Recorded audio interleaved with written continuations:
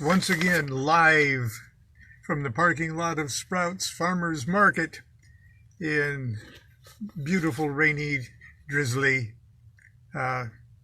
Sacramento. It flooded, our backyard flooded.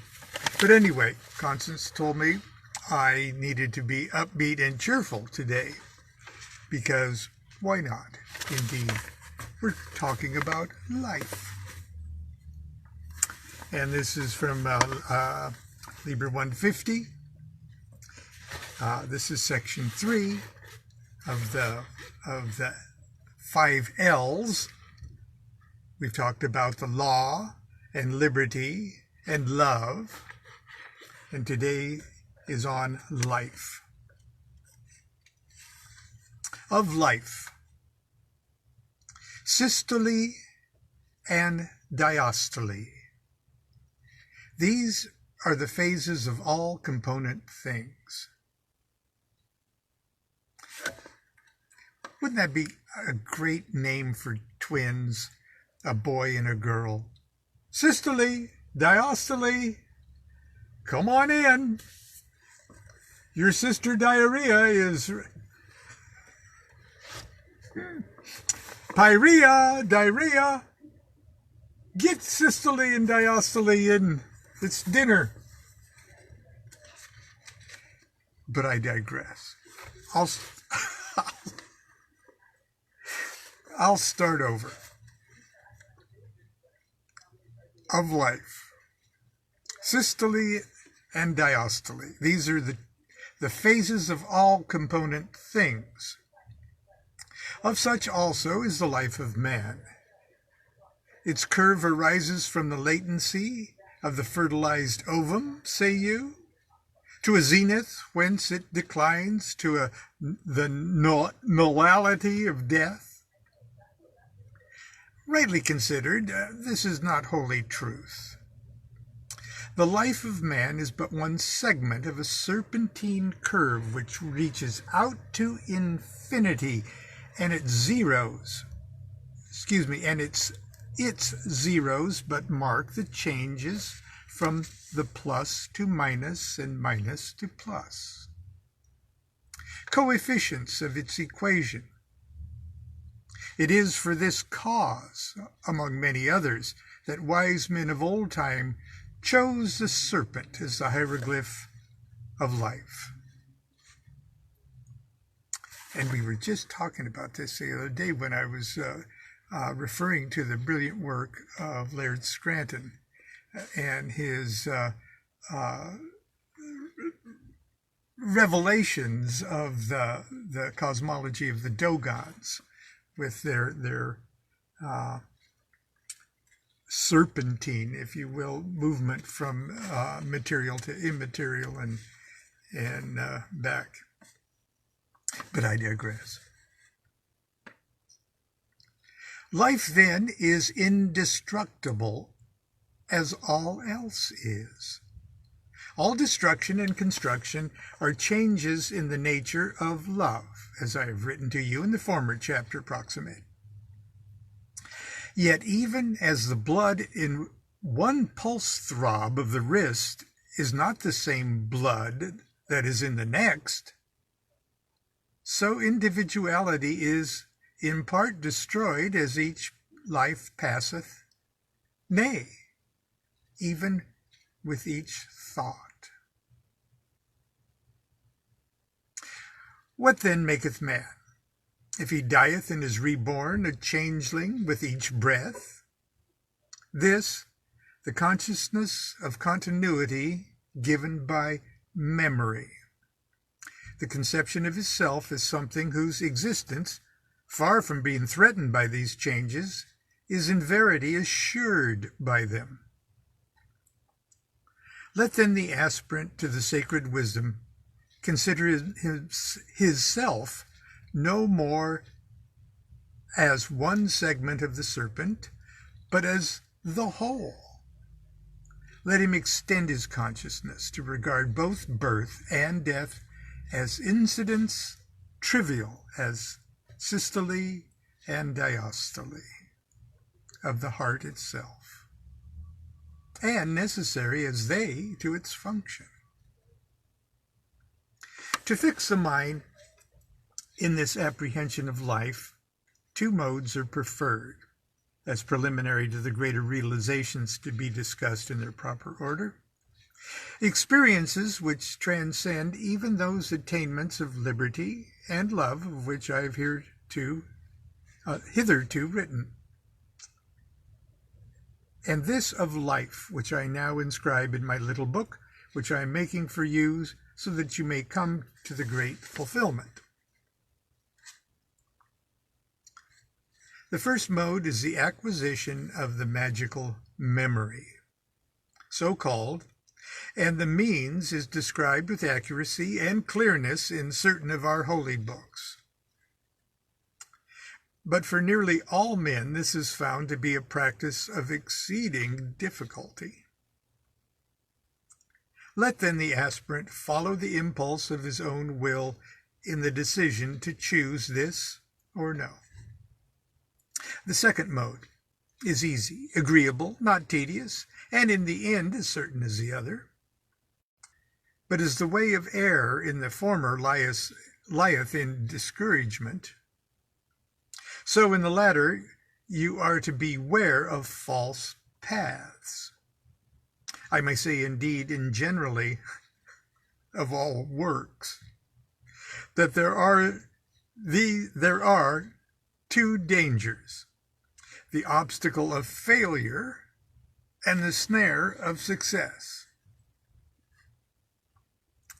Now, this second mode is to disassociate the beings which make up your life. Firstly, because it's the easiest, you should segregate that form which is called the body of light, and also by many other names, and set yourself to travel in this form, making systematic exploration of those worlds which are to other material things what your own body of light is to your own material form. Now it'll occur to you that in these travels that you come to many gates which you are not able to pass. This is because your body of light is itself as yet not strong enough or subtle enough or pure enough. And you must then learn to disassociate the elements of that body by a process similar to the first, your consciousness remaining in the higher and leaving the lower.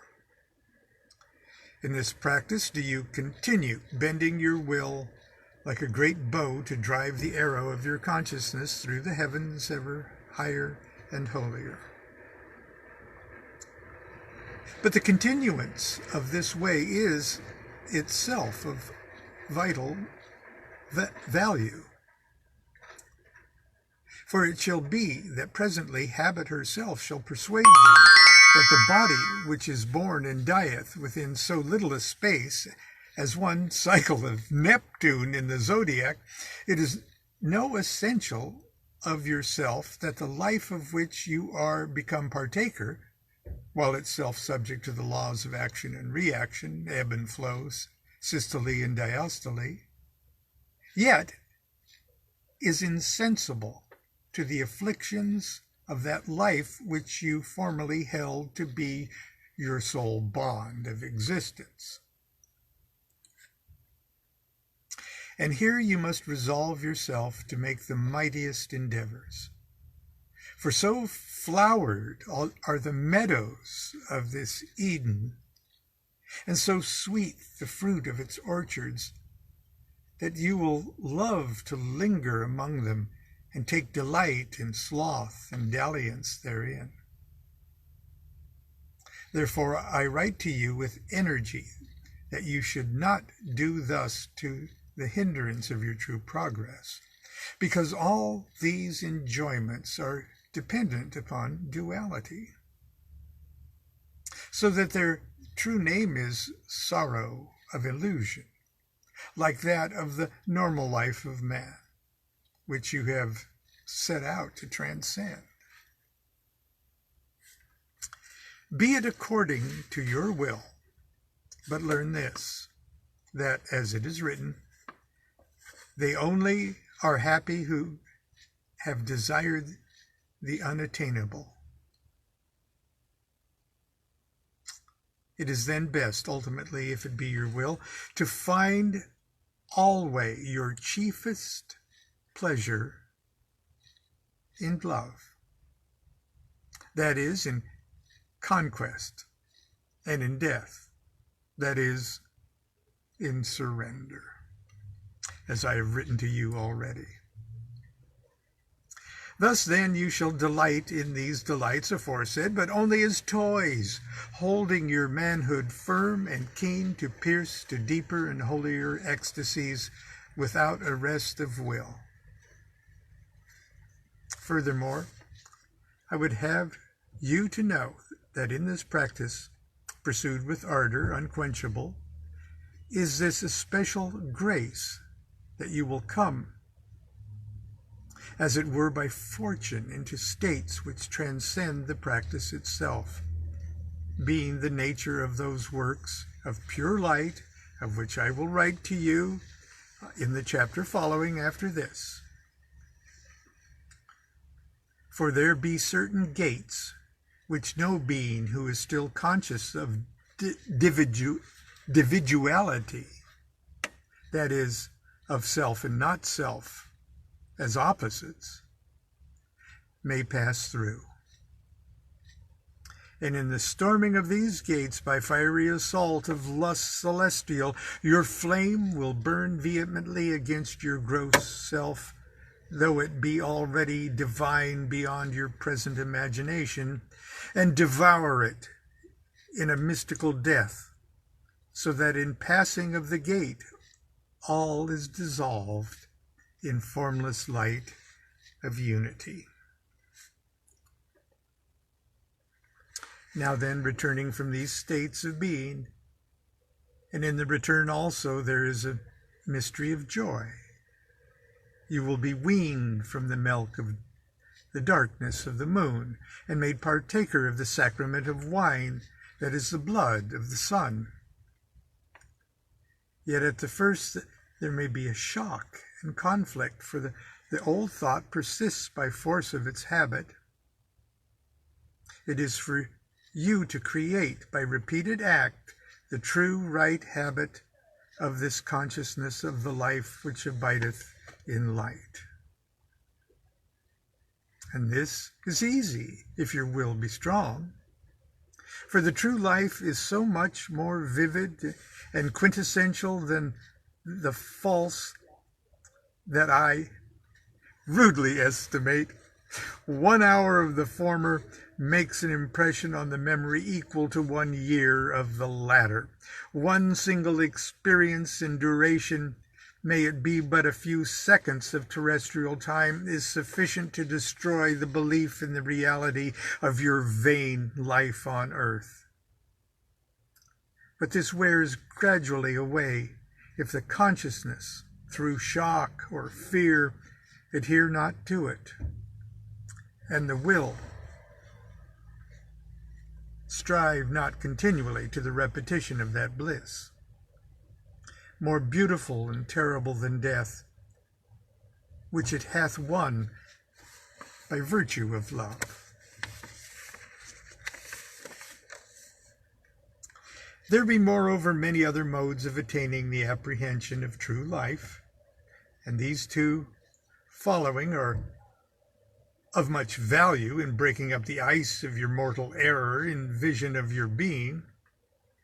And of these the first is the constant contemplation of the identity of love and death, and the understanding of the dissolution of the body as an act of love done upon the body of the universe.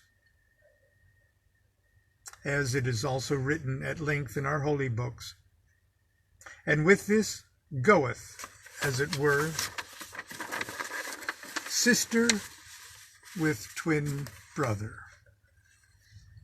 the practice of mortal love as a sacrament symbolical of that great death, as it is written, kill thyself, and again, die daily. And the second of these lesser modes is the practice of the mental apprehension and analysis of ideas, mainly as I've already taught you, but with a special emphasis in choice of things naturally repulsive, in particular death itself and its phenomena ancillary. Thus the Buddha bade his disciples to meditate upon 10 impurities, that is, upon 10 cases of death, of decomposition, so that the aspirant identify himself with his own corpse in all these imagined forms might lose the natural horror, loathing, fear, and disgust which he might have held for them. Know this, that every idea of every sort becomes unreal, fantastic, and the most manifest delusion if it be subjected to persistent investigation with concentration. And this is particularly easy to attain in the case of all bodily impressions, because all material things, and especially those which we are first conscious, namely our own bodies, are the grossest and most unnatural of all falsities. For there is in us all latent that light wherein no air may endure, and it already teaches our instinct to reject first all those veils which are most closely wrapped about it. Thus also in meditation it is for many men most profitable to concentrate the will to love upon the sacred centers of the nervous force. For they, like all things, are apt images or true reflections of their semblances in finer spheres, so that their gross natures may be dissipated by the dissolving acid of the meditation, and their finer souls appear, so to speak, naked, and display their force and glory in the consciousness of the aspirant. Yea, verily, let your will to love burn eagerly toward this creation in yourselves of the true life that rolls its waves across the shoreless sea of time. Live not your petty lives in fear of the hours. The moon and sun and stars by which ye measure time are themselves but servants of that life which pulses in you. Joy drum beats as you march triumphant through the avenue of the ages. Then, when each birth and death of yours are recognized in this perception as mere milestones on your ever-living road, what of the foolish incidents of your mean lives? Are they not grains of sand blown by the desert wind, or pebbles that you spurn with your winged feet, or grassy hollows where you press the yielding and ecstatic turf and moss with lyrical dances? To him who lives in life, not matters. His is eternal motion, energy, delight of never-failing change.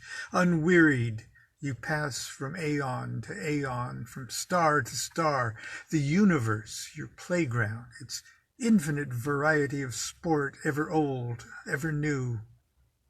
All these ideas which bred sorrow and fear are known in their truth, and thus become the seed of joy. For you are certain beyond all proof that you can never die. That though you change, change is part of your own nature. The great enemy has become the great ally.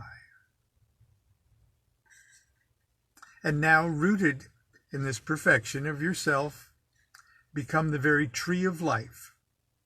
You have a fulcrum for your lever, You are ready to understand that this pulsation of unity is itself duality, and therefore in the highest and most sacred sense, still sorrow and illusion,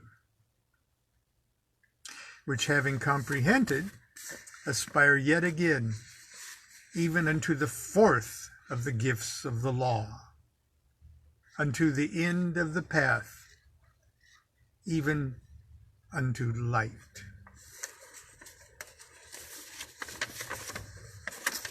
And that's where we'll pick up tomorrow, hopefully from a warmer, drier venue. And we'll take part 4 of light.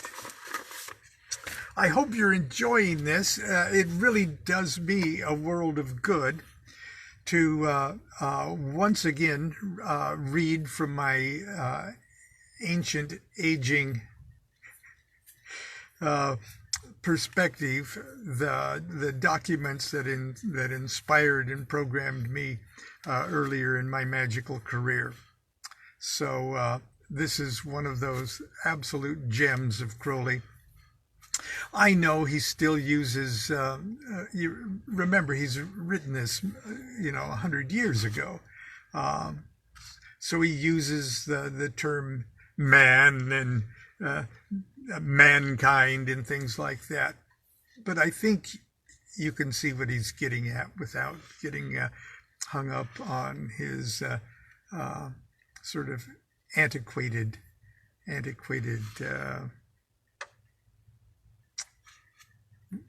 references, and consider the 19th century being that he came out of. Anyway, that's it for today. I hope I've cheered you up today. Constance was right. It's good not to always complain to you. But anyway, continue to have a good day, everyone.